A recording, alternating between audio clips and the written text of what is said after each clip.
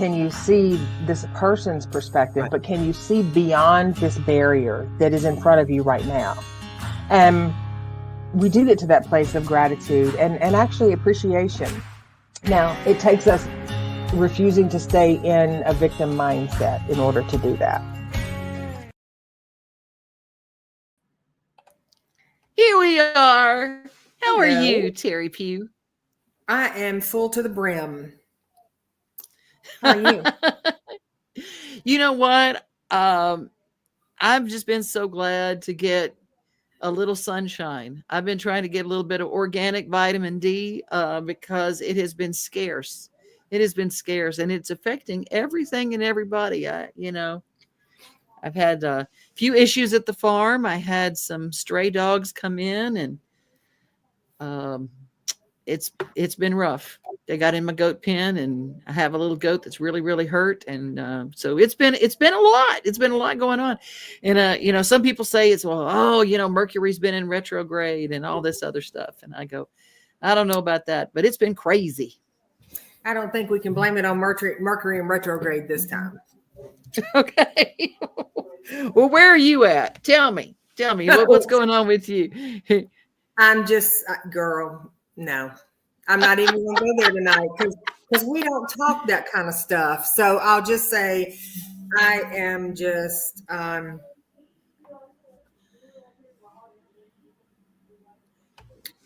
just navigating life. You know what? That's what everybody seems to be doing. There's Elizabeth. There's Elizabeth. She has joined in. Let's see. Hello, lovely ladies. Well, hello, lovely EB and Michelle Henry watching on the YouTube. And it sounds like we all having a week. Yes, we all having a week. Well, tonight I really wanted to talk about motivation because as I was talking to someone, they said it seems like it's been hard after even the holidays and then bad weather, and it's been hard to get back into the swing of getting into work and getting into what we're doing. And I wondered if you had anything that you could impart. The reality is, it's just about putting one foot in front of the other. And I think, not to get off topic, but I think that collectively we as a nation have been struggling for some time. And I think that's what's got a lot of people just in all sorts of kind of ways. So I don't think it's so much about motivation as it is just not knowing what the hell to do, what to say, how to move forward in life. I think there's a lot. I've had a lot of clients new now that are just like, yeah, like life is just different, and I'm like, yeah, I mean, we got hit with 2020 and life has been different for everybody after that. And it doesn't look like there's any signs of it easing up. Now, in our own personal corners, we can, make it as pretty as we want to make it. But, you have to, talking about motivation, it's about doing, having a goal of something you want to do, and then looking at what are the obstacles that are in your way. What is the bullshit narrative you're telling yourself about you can't do it or you shouldn't do it? Check in and get a good reading on your self-esteem and get a good reading on what your priorities are and shift accordingly. If it's something that you want to do, you want to be motivated, then you have to expend energy in order to build energy. Mm-hmm. So, that. I like that. Today I saw something. I always get, I always say garbage in, garbage out. I try to really stick with positive things. It's, as much as I possibly can just right now. And I saw this really interesting study today that a group of scientists were studying the power of words. And they put a row of water bottles on one side of the room, and everybody came in and they told the water bottles how much they hated them.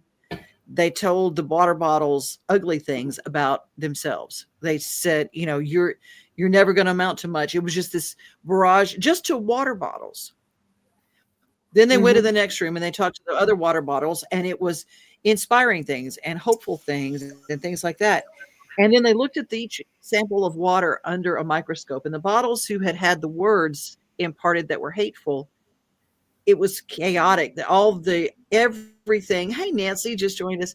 The water had a chaotic cell makeup, and the ones that were talked to in a sweet way, they were crystal. They turned into these little water crystals. The cells turned into these water crystals of beauty. And I just thought it was interesting. The whole point was the power of the words we impart, especially to ourselves. Yeah, I think the scientist that did that, and I could be wrong, but I think his name is Dr. Moyoto. And he's done it with snowflakes. He's done it with water. He's done it with plants. He's done it with all kinds of things. I did it out at Riverbend. Same thing, plants. And it happens because it's all just cellular. It's cellular. Everything has a cellular energy to it. And we do the same thing. So when we walk around saying, oh, I just can't do that right now. I'm just so busy. I'm so busy. I'm so busy. Well, you create a narrative, which is a false narrative in your mind that you're so busy, but you're getting something out of being busy. Like there's something you're getting out of that. And it's, maybe it's, I need people to know how busy I am, or I need people to look at me and revere the fact that I'm a hard worker, or whatever it is. There are weeks and there are pockets that, people are busy, but we're not busy 24/7, 365. We create that for ourselves. Yeah. I say we're not motivated, but we are. It's just, we have to be careful not to swoop into the toxic positivity, because that's a real thing. Well, let's talk a little bit about that. And by the way, there's my sweet Janie. I haven't seen you or heard from you, my little sister from Northern New York, a place where if I complain about the weather, I just have to talk to Janie and she'll go, back up, Buttercup. Let's talk about toxic positivity, what that is and how it affects people. Well, I typically side to the side of positive. I just, at the base of my makeup, it's a positive makeup. But toxic positivity is when there are definite problems, there are issues, and people are like, oh, it'll be okay. We're okay. We're fine. Everything's fine. Everything's good. Everything's good. We're good. We're good. We're good. You did so great. And it's like, sometimes you just have to be real. You have to say, yeah, this sucks. Yeah, you actually didn't do a great job. I didn't do a great job. I could have done better. We have gotten into this thing where everybody, and that's counterintuitive to when people say, well, speak positivity into the world and positivity, comes back to you. Well, okay, yes, but also there's a detriment to trying to blow sunshine up people's butts when it's just apparent that there's not a lot of sunshine. So toxic positivity, like I was working with someone the other day, and they were saying, they were in chatting with someone, and they were like, yeah, everything's everything's fine, we're fine, it's all fine, it's all fine. Look, right, exactly. That or throat punch them, whatever, but and so that, and it creeps out into even when people are grieving, well, they're in a better place, well, God has a plan, well, everything happens for a reason. That is toxic positivity, because it's like it's not doing good. It's discrediting someone's real and true authentic feelings and emotions. If someone is going through something and they're having a hard time of it, telling them everything's going to work out, look on the bright side. And it's like, well, for that person, there actually might not be a bright side in that moment. So maybe the more healthier thing to do is to say, is there anything I can do to support you? Could you use a hug? Or would you like me just to leave? Because I can go too.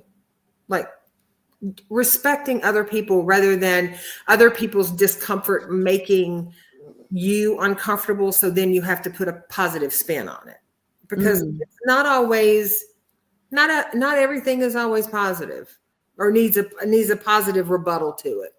Sometimes people just need to be able to say, this stinks and I don't feel positive right now. Is there such a thing as toxic negativity? Yeah. Look at the world. I mean, seriously, Look at when people are like, oh, nothing good ever happens for me. Oh, life is so hard. Oh my God, did you hear what so-and-so said about so-and-so? That is all toxic. I mean, it is negative, but it is negative personified, negativity personified. So it creates drama, and it creates this icky feeling of, it's intoxicating to people who come from more of a negative vibration. It's very intoxicating to them. And Nancy says, like Debbie Downer, and Elizabeth says it definitely ain't always positive. Sometimes it really sucks. It does. And it's okay to say, you know what, this sucks. You know what, I'm not good right now.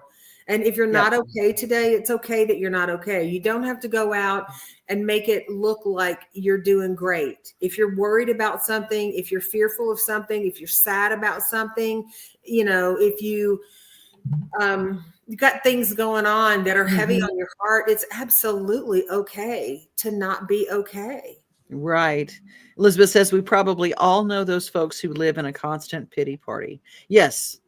Yeah, we do. And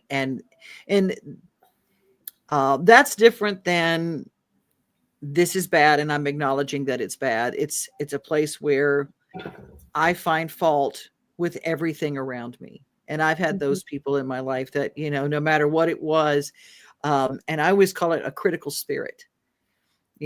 Somebody gives you something, go, well, it wasn't all that good, and go, yeah, but it was the sweet thing. It was a free sandwich. It was a nice meal. It was a free trip. And I didn't have, and I have a couple of people in my life that no matter what it is, there's always something wrong with all of the things. I mean, there's something wrong with everything. Now it's mostly good, but this is bad. So it's not that good.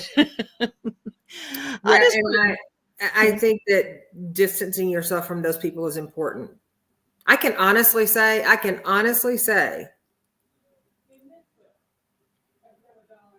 I have one person in my sphere that's like that. And I distance myself from them. Not because I think I'm better, but because I just don't think that it's all bad all the time. And I don't think it's all good all the time.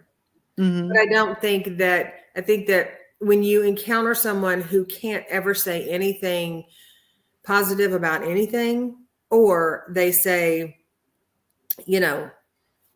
I mean, I know people that I don't ask them how you doing? I don't ask them that. Are you kidding me? No way. No way. You know why? Yeah. Because I'll get this. Well, I mean, my legs hurt, my head hurt, my back hurt, my hips hurt, lost my job, got this, I got money in the bank, dog pooped in the floor. I mean, there's always something. And I'm going to be honest with you, I don't care. I don't care. If their ladle is always dipping from the negative pool, I don't want it. I don't want it. Janie said, yes, the people, it's always something. Elizabeth says there was zero positive I could tell my niece about what she recently experienced. Only good I could find was, I'm grateful that you are physically unharmed. Otherwise, our conversation was, that sucks, rotten apples. Yes. I mean, yeah, things happen in life that are not always positive. And there's not we can say, I hate it when people say, well, look on the bright side. Because in certain instances, the positive is that, like Elizabeth said, someone's not hurt, or someone's physically okay, or,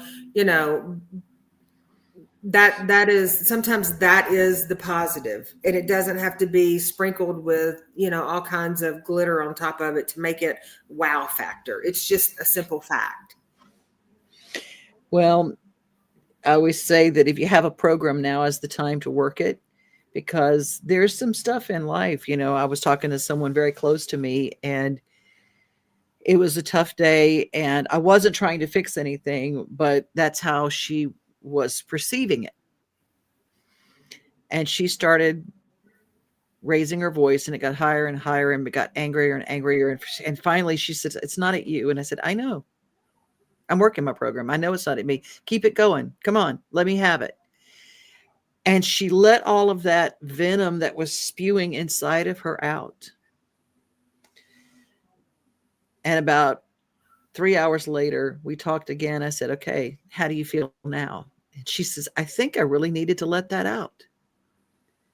And as long as someone is letting it out and not directing it, there's a difference in just like, I need to vent, and then they just regurgitate stuff versus, you know, you did this wrong and you did that wrong, and they take it out on someone else. When they projectile it and they take it out on someone else, that's not okay.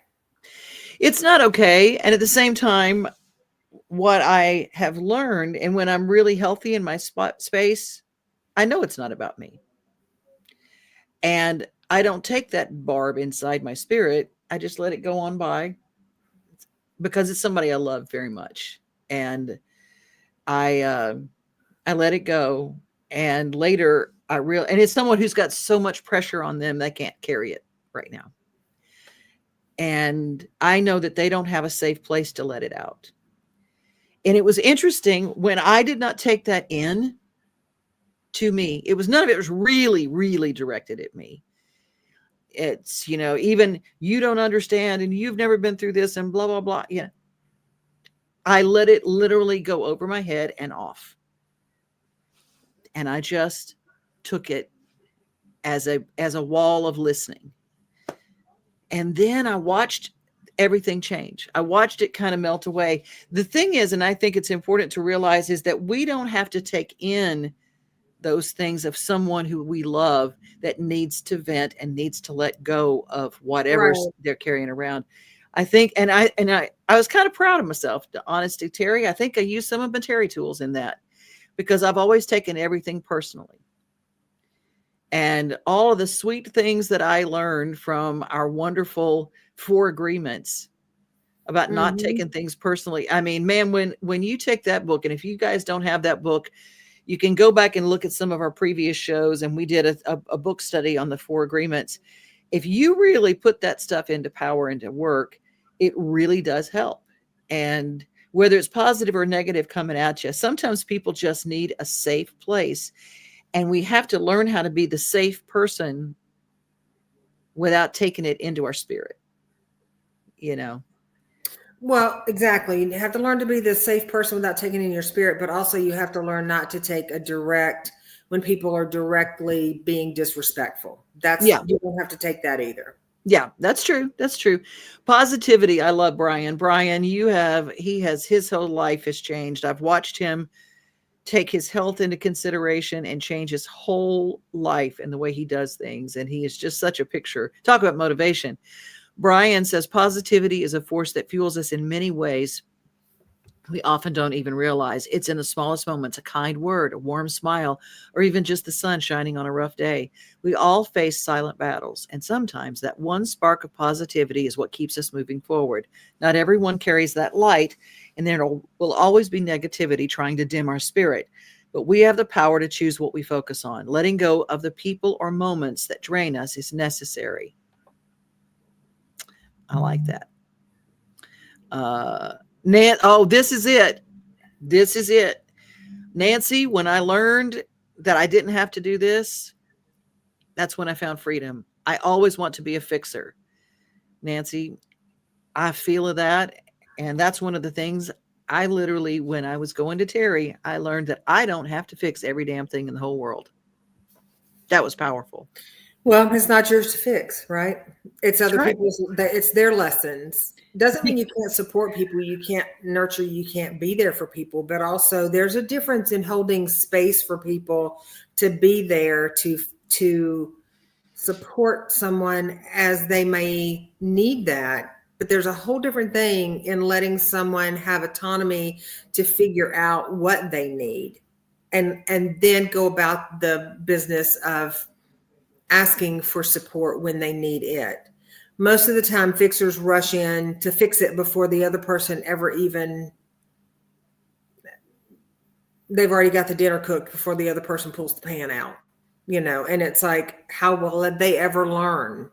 And I don't mean learn in the sense of like, as a life lesson, you got to learn it. But I mean, how will they ever experience that they actually have the substance, the tenacity, the power, the grace, the grit, the love inside their self if no one ever lets them. If we steal their opportunity for growth, then they never grow.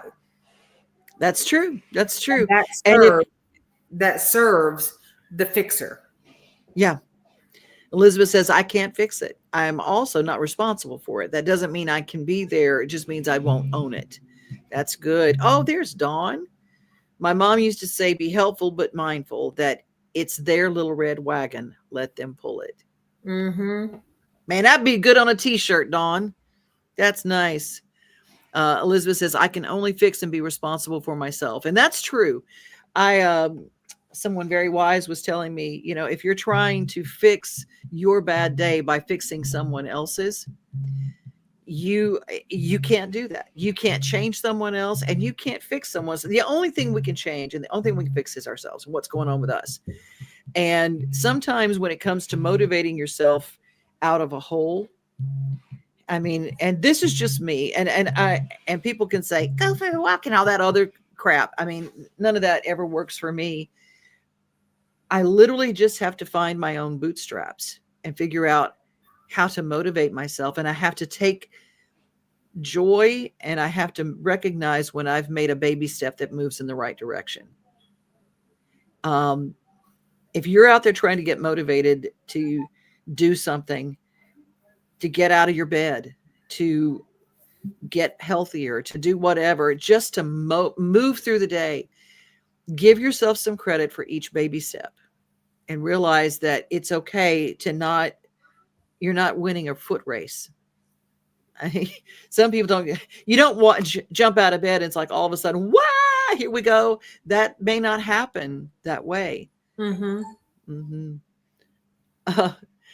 Nancy talks about being a fixer. I think mine was having 2 teenage daughters at once. Moms like to fix. Moms do like to fix. Brian says, Fred Rogers once told us, when I was a boy and I would see scary things in the news, my mother would say to me, look for the helpers. You will always find people who are helping. Oh, that's good. That's good. I like that. Look for the helpers, because that's true too. Even in as messed up as our world is right now, there's so much good going on. There's so much happening in different parts of the world. I love the stories. There's this one TikTok that I look at, and this girl she goes, I share one positive news story every day. And I know that might be toxic positivity. I don't think it is. I think it was just something that it helps my day. When she comes up in my feed, I always smile. It's always someone who does something, and I go, well, gosh, that didn't cost money. It didn't even take a lot of time, but this person is changing their little world. And I'm always looking for ways. I go, I'm 63 now.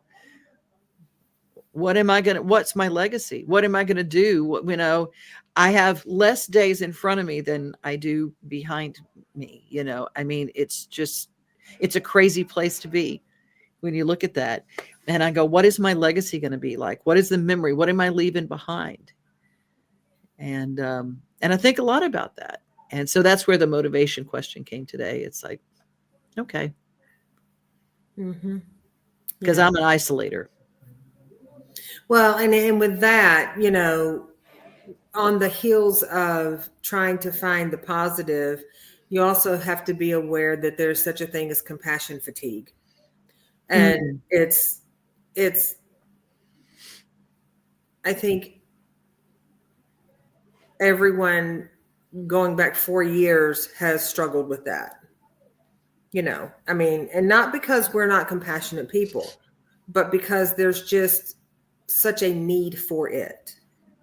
What is compassion fatigue? It's when you are exhausted for caring for everybody else. Okay. Like I have noticed the shift in people when,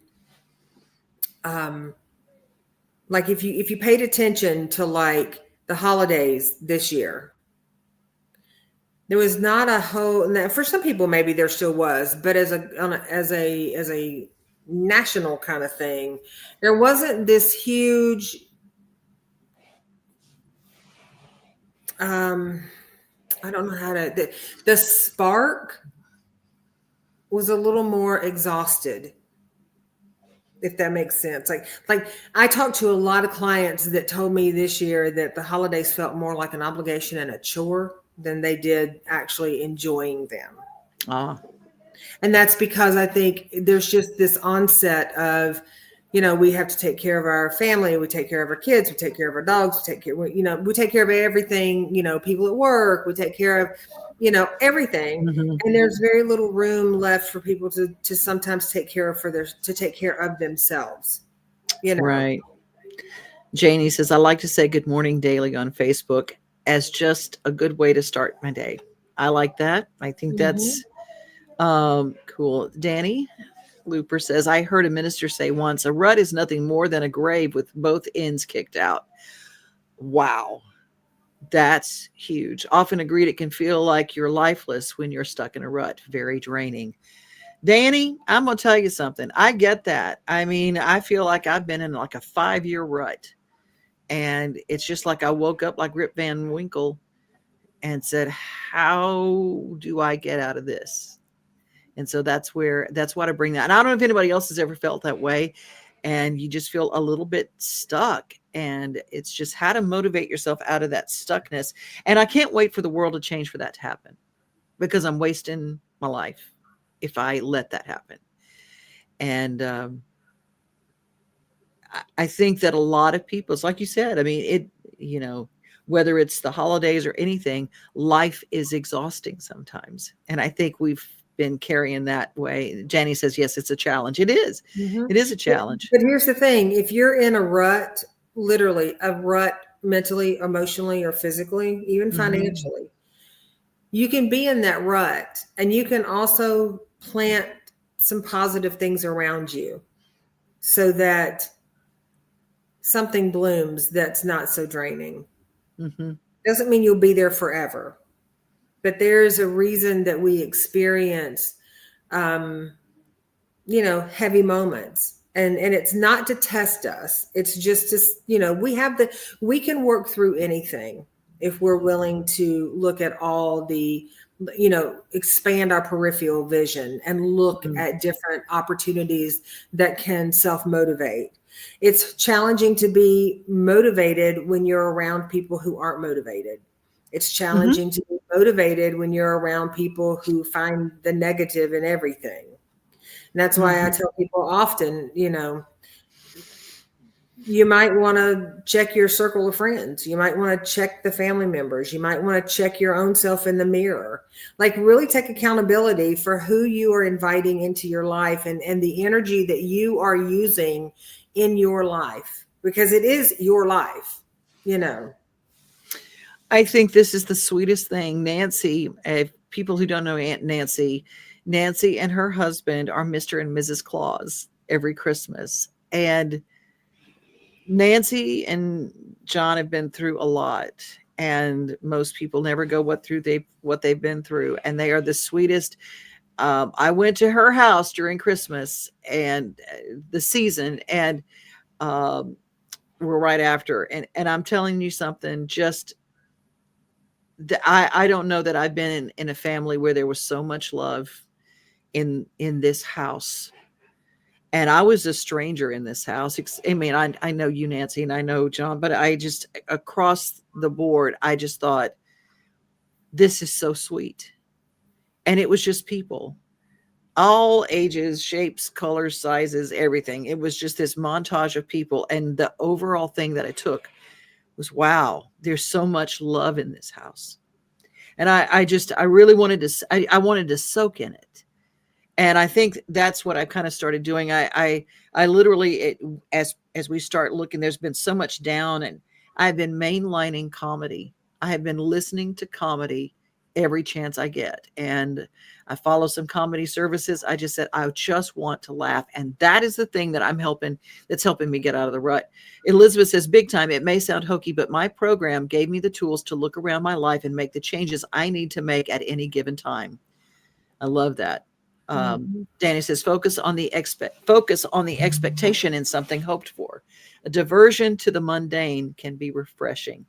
Danny, What you speaking so much wisdom tonight? I just love that. Elizabeth says, I agree. I love the feeling I get at your home, Nancy.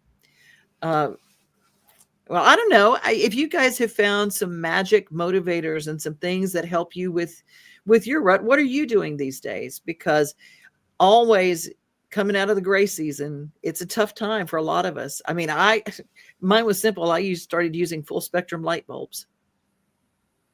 It helped me. I just, because I don't know where I know that in upstate New York, where Janie is, it gets dark for a great bunch of time. And in Tennessee, it gets dark. It's the gray season and it's cold and it's just like, I'm always breaking ice and trying to keep everybody fed and warm, and it's 13 degrees. It's just hard. So what do you guys do to get yourself out of the gray season? What do you do to motivate yourself? And Teri, do you have something magic that you do? I feed the ducks.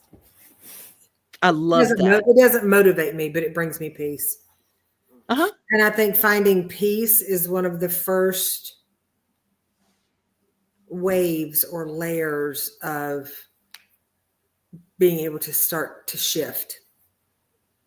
I love that. I love that. There was a really cool person, again, because I do all my doctrine and nutrition, everything off TikTok.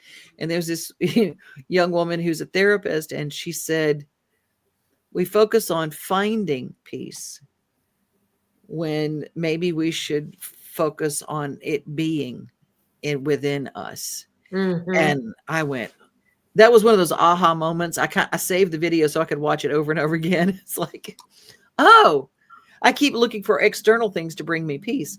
And sometimes I have to go, oh, maybe it was just in me that I need to settle something in my own spirit to find that peace. And that's been very helpful as well. Well, it's never outside of us. Mm-hmm. I mean, even when, there might be tools and things that navigate you from the outside, that navigate you and direct you to your inner light, your inner highest and best, your inner spirit. But it's always inside. It always has been. The thing is, we go through life, and life can be challenging, and it can be, difficult at times, and it can be heartbreaking at times, and it can be scary at times, and it can be all of those things, but it's also still very beautiful. Mm-hmm. True that. It's also still very beautiful. And that comes from inside. There's nothing. That's why there's so many people struggling in a relationship, and there's people struggling, because they're looking for something outside of themselves rather than just being and knowing that they are enough just as they are. Flawed and all, they are enough just as they are. If there's something you want to change or shift about yourself, change it, shift it. Yeah. But that light is inside you. It came here when you came, and we mar it up and, layer it up with mud and life experiences and all kinds of stuff. It never leaves. It just gets weighed down. And when we get still and we get quiet, we can hear it, we can feel it, and it allows us to move forward. And that's where people get motivation from. Yeah, I love it. Janie says, I gave up coffee December 10th. I drink herbal nowadays, taking time for rest and in bed at 10. I'll work in the spring, 3 feet of snow right now. That's right.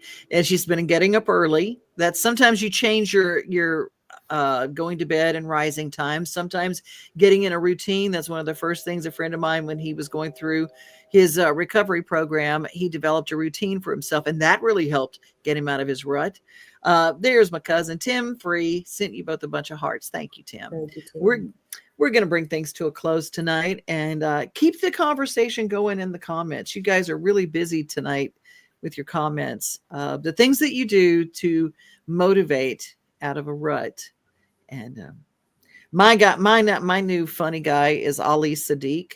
If you don't know him, he is the funniest man. He is coming to Nashville in the spring. I don't know if I'll be able to get tickets or even afford them, but I can sure watch him on YouTube, and he's hysterical. Ali Sadiq, and take a look at him. Anyway, well, Teri, you have a good night. It's always good to see your face. Thank you. Same. Good to see yours also. You want to take us home? Sure will. As always, we appreciate each of you sharing your time and your energy with us. It means the world to us, and we do appreciate it. I know we were a little late tonight. I got the times mixed up, but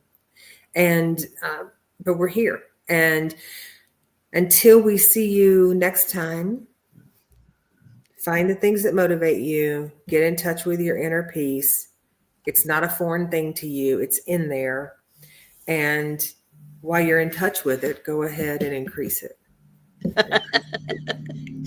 Increase your peace, baby. That's right. Peace out.